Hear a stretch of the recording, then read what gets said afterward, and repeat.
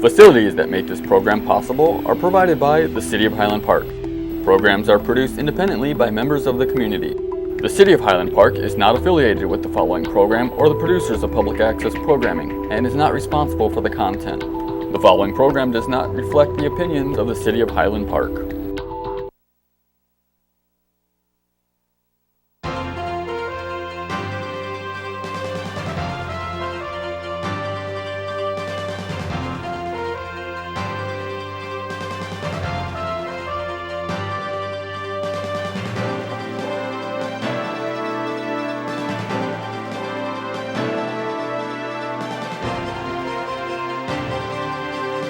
Where's his name?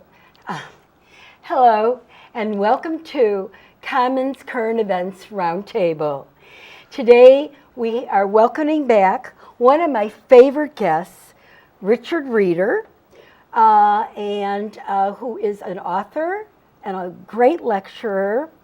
And I thought that we needed to talk about critical issues in U.S. politics. And when I brought that to you, you absolutely agreed about that. And it's so nice to be back. And thank you again for coming back to my pleasure. Cahnmann's Roundtable.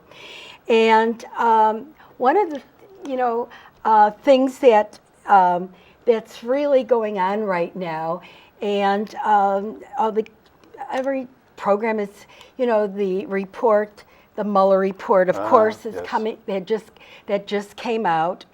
And yet, there was no collusion and no, with Russia and all these other things. And yet, we have three members of Congress, Jerry Nadler, Adam Schiff, and Maxine Waters, is still wanting to investigate, more investigations, and another investigations. Mm-hmm. And we've had how many years of this Mueller investigation?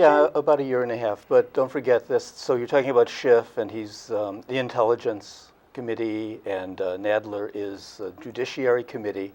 So they feel that there's enough in the Mueller report for them to pursue, to acquire some more information, to see where it will lead. So they are not, though Nadler talked about impeachment. He was asked on Meet the Press the other day whether or not there's enough information from the Mueller report to pursue impeachment.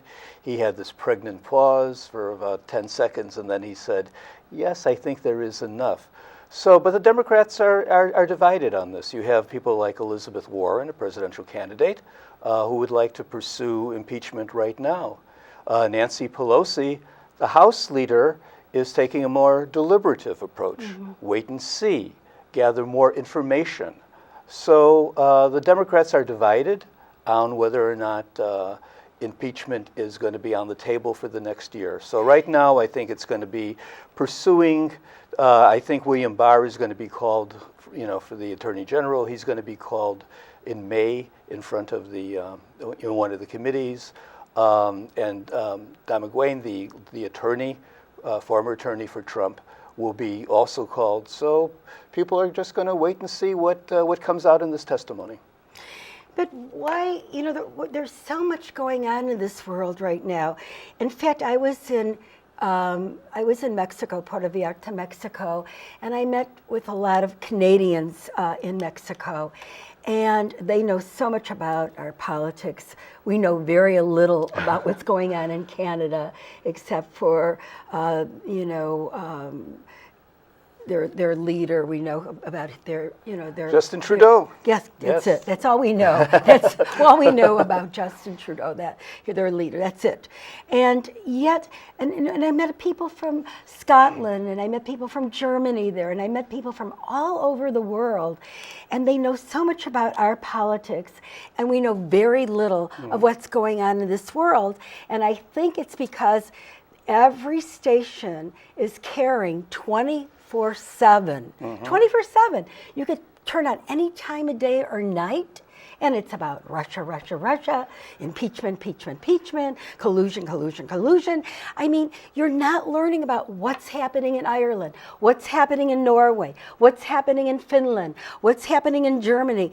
You know, we don't know what's happening in any other country except if it was a severe like earthquake Right. or hurricane, or what happened in France recently in the fire, Right.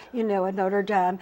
But we don't know what's happening in the world because our stations are only carrying the same topic over and over and over. It's becoming commentary and opinion rather than news. Right. Yeah, and that's what cable news has become. It's become commentary and opinion. It's like the National Enquirer. I compare it to the National Enquirer because it's just an opinion of people. And I mean, we're talking about wanting to impeach. I mean, tell our viewers a little bit what is impeachment and what it entails, because we keep hearing the word impeachment, and what exactly is impeachment? It's a formal charge.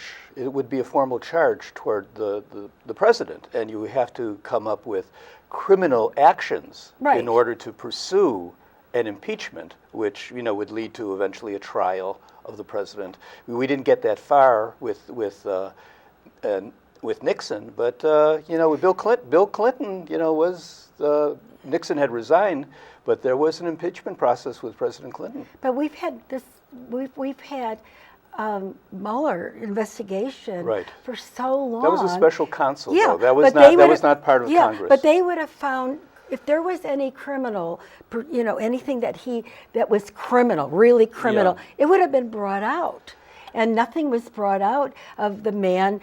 I mean, I don't think he killed his wife. I don't think he killed anybody. I don't think he broke into anybody's house and stole all their money. What would be criminal? Well, obstruction of justice would be criminal. So I think that's what. But they found no obstruction. Well, that's right. Not in the Mueller report. Right. But there are possible roads to looking at kind of probing what was in the Mueller report to make a case for, at least that's what Chairman Schiff and Nadler want to do right now, is to see if that obstruction for justice could be proven. And but that's going to take. It's going to take a long time. It's going to take. It's long. It's going to be the same amount of time as a Mueller, and by that time he'll be out of. That's right. What is it, about 18? We have about 20 more months about 19 more months, or whatever of his presidency. And even the Senate is Republican controlled, so you wonder how far it can go. Even if the House decides to impeach, would it even be brought up in the Senate? And I think that's what Nancy Pelosi is trying to convey to the other, to these very left-wing side of the Democratic Party. She's trying to convey that. Well, it's political strategy too. So Nancy Pelosi is worried if you create impeachment against President Trump. Does he use this during the campaign, especially if the impeachment is starting to take place as we get into the 2020 presidential campaign? Would it look like, well, the Democrats are acting, they're acting unreasonable, bullying Trump, which is always kind of funny because Trump is the one that's usually called the bully. But it might come out that it looks like the Democrats are bullying Trump. So it could be, it could have some negative consequences for the Democrats. So Pelosi is a very smart leader. She got to be where she is. She's a very smart woman. So she's taking a more cautioned approach. Well, she's the Democrat that's been around, the traditional Democrat. That's right. And we're hearing from another, it's whenever it's like from the left or extreme right, people are more in the middle, but there's always a percentage that are extreme left and extreme right. And I think the American people are tired of this. They're looking in their states. We talked about in Chicago. Look at the infrastructure. It takes us from the suburbs getting downtown on a Friday, should be a 30, 40-minute drive. It takes 2 hours. If you want to get somewhere at 6 o'clock, you better be on that expressway by 3 o'clock, the latest, or you're not going to get downtown for hours. Well, when there was talk after President Trump was elected, there was talk that infrastructure was one thing you would think that the Democrats and Republicans could agree upon, because you need infrastructure in cities, suburbs, and in rural areas. Right. And here we are now, 2.5 years into the Trump administration, and there is no legislative initiative at all on infrastructure. Because all these proceedings have taken everything. The proceedings have taken a long time, a right? long time, and it's taken the wind out of the sails, so to speak. And people I think they're frustrated right now. They're very frustrated, and what we're talking about also is I'm looking at the Granite State poll for 2020 on the different Democratic candidates. That are up for office. Right now I got 5 that have some percentages after their name. And there's about 14 or 15 candidates right now. And this poll, remember, is just one poll. Right. And these polls are going to bounce around a lot. And that's Vermont, the Granite State. And it's based in Vermont. Exactly. So when you read those numbers, you're going to see a Bernie Sanders slant, correct? Right. Bernie Sanders, 30%. Yes. Joe Biden, 18%. Pete Buttigieg, 15%. Elizabeth Warren, 5%. And Kamala Harris, 4%. Right. But there's other But polls around if you go into some states with significant African American communities that are strong in the Democratic base, let's say North Carolina or South Carolina or Georgia, you're going to see Kamala Harris or Cory Booker, the 2 African American presidential candidates, you're going to see their numbers spike. So one of the problems that Bernie Sanders had in the run against Hillary Clinton in 2016 was he was not carrying those states where there was a significant African American community. So you're going to see in Vermont, New Hampshire, it's going to be very different. Iowa, it's going to be very different than in Georgia or the Carolinas. So what do you think about, who do you think is going to come out as a front runner? Who do you, just make a wager on who you think is going to? Well, I think you have to say that because Sanders ran in 2016, he's a known commodity out there. A lot of people felt that he got cheated because of those superdelegates who went for Clinton. I think a lot of the progressive left sentimentally feel we're going to be backing Sanders. So I think he has an edge, at least with the left of the party, the progressive wing of the party, an edge over, say, Warren. But then you have somebody like Joe Biden, who is not formally declared. Now, Biden represents an older, more moderate constituency in the Democratic Party. And I don't know if that's going to sell with the way you have millennial and Gen X voters in the Democratic Party now giving it energy in its base. I don't know how well Joe Biden would play. So my instinct tells me that Bernie Sanders is going to do rather well in some of those early primaries. And I think the moderate wing of the Democratic Party, rather than a Pete Buttigieg, the mayor of a small Indiana city, South Bend, I think Buttigieg, perhaps, or Amy Klobuchar, the senator from Minnesota, I think Klobuchar, and this is just my guessing, I think that they're going to start making some roads into the moderate wing of the Democratic Party in some of these primaries. And they could also, whoever comes in close possibly could be whoever's going to be running for the president of that party. Right. They could run as their vice president too. The only thing now with the Bernie Sanders, he's got free everything, free college. You don't have to pay back your loans. universal universal health care or Medicare for all, whatever you want to say. And this sounds great. I know the students. Oh, they love this. They don't have to Right. pay for college. They won't have to pay back their loans. Everyone's going to have free health care. But first of all, how are they going to? Who's going to pay for it, and who's going to run the programs? And I know that I talked to several of the Canadians that really love their health care, but at the same time, if it's not a severe problem, they need a knee replacement or they need a hip replacement, they go on a waiting list, and some of those waiting lists could be several years before they get that. Right. And a lot of them will go when they need an MRI or a CAT scan. They can't get it right away. Like I could call tomorrow and I can make a CAT scan appointment or MRI appointment by next week. Right. And a lot of them will take their savings and they'll go into the United States and they'll pay for it that way. Right. If you're wealthy enough, you can do it. Yeah. So how are they going to do this?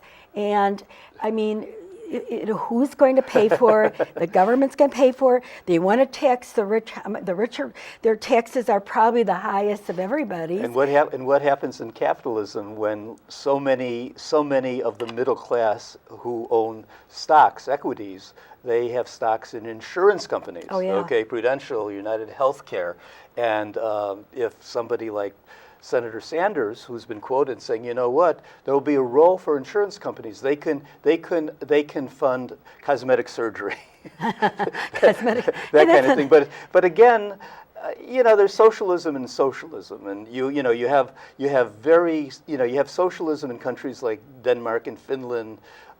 Norway, there's 3 to 4, 5, 6 million people in those countries, and then you have socialism that's bankrupting a country like Venezuela. So we recently had a guest from Venezuela, and we had one young man. There were 2 young men at the table. One was from Venezuela who absolutely hated socialism. He said it completely destroyed his country because socialism, the person on top always comes out a winner, the top of the government, and they get all the money, and they're supposed to be at the same level as the people, but they turn out having the biggest houses, having the most money, and it doesn't come out the same way. And the other young man was he was all for socialism. He doesn't now, this is great, I won't have to pay back my school loans. He was so excited about it, and each one was trying to tell the other, it will work? No, it won't work. You're going to have Venezuela into your country. And so how is Bernie Sanders going to do this? How is he going to get everyone on board? And I think I mentioned, I went to Canada several years ago, and I saw a blouse for $25, and really cute blouse. I thought, I'm going to buy that for $25. By the time I ended up, my purchase ran $50.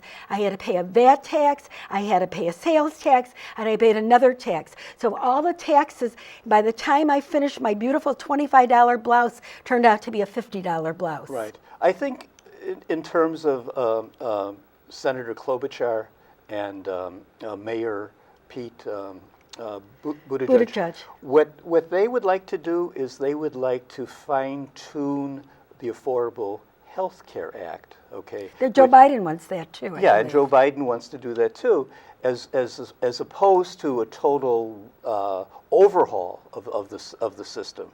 So again, who knows, where does the Democratic Party go? I think if it is a Biden, but I think it's going to be more likely somebody like Klobuchar or Buttigieg. That's just my instinct. I think that Biden, who's going to be 76 or 77 by the time the 2020 presidential primary rolls along, I think there's a call for younger people. But Bernie Sanders is going to be how old? Well, I think Bernie's going to be the same age, about 76 or 77.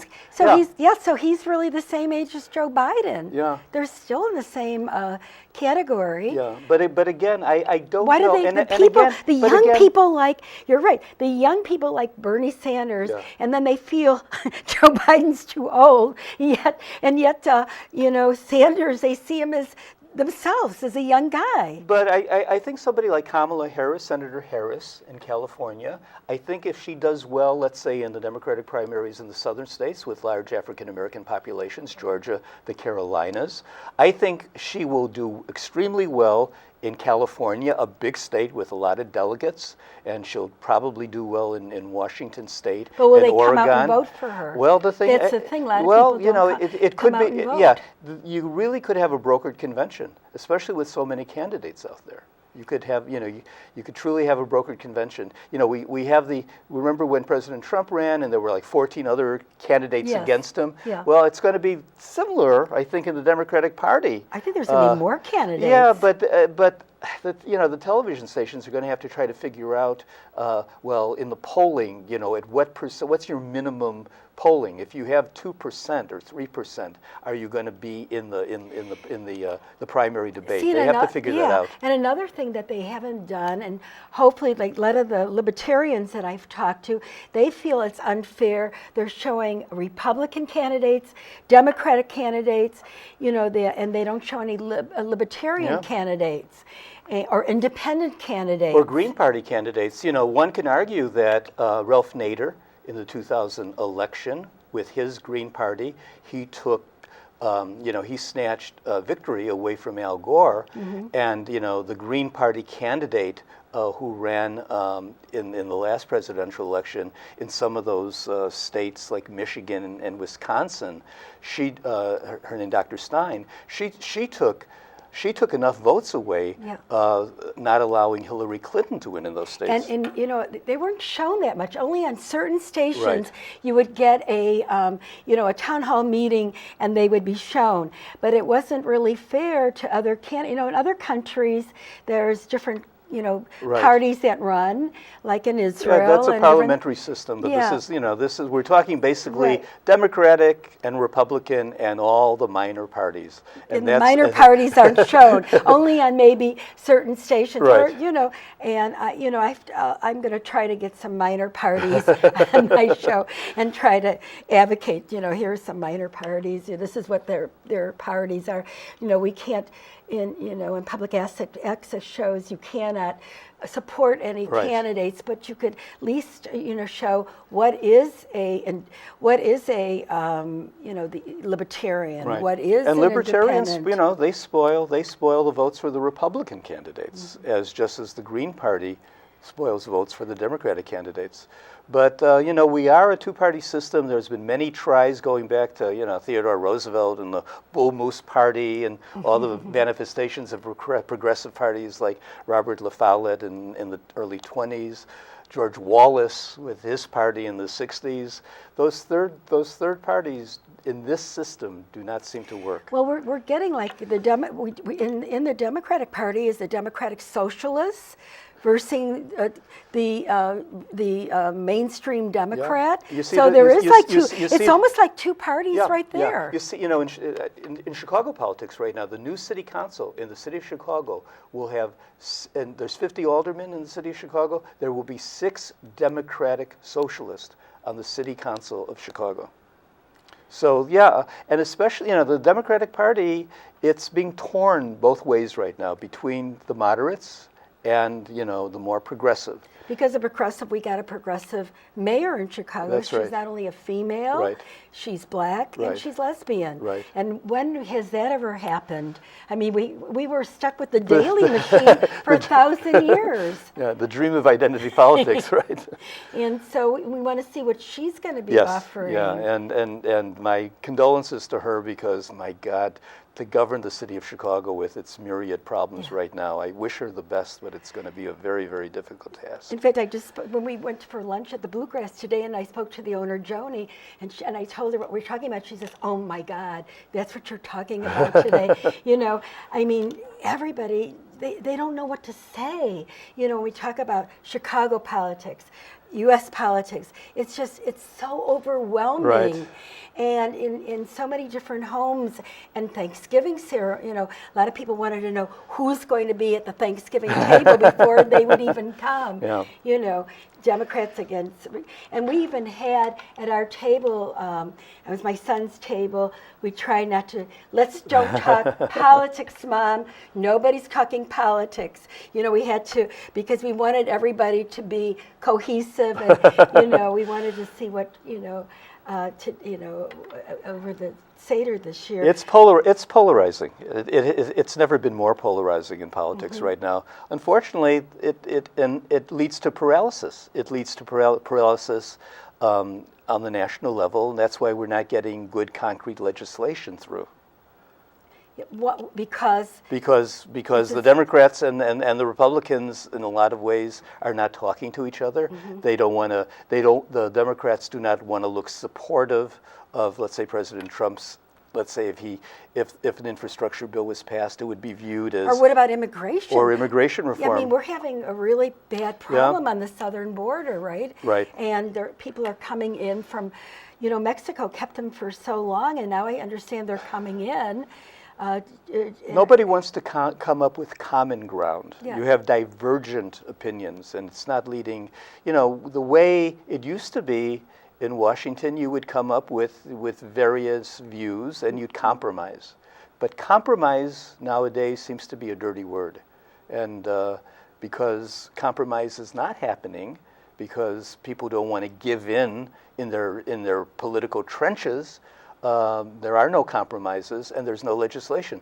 You know, talk about immigration reform. Immigration reform was a great compromise between President Reagan and Speaker O'Neill in 1986 that led to the Immigration Reform and Control Act of 1986. It was a great compromise. They were from two different parties. And you know, they were from two different parties, but they were friends. Yeah. They could, in off hours, they could play poker together. Or golf. They're golf, and they Yeah. could kibitz with each other. Right. But that kind of thing doesn't exist anymore. So the bipartisanship is gone. The cordiality is gone.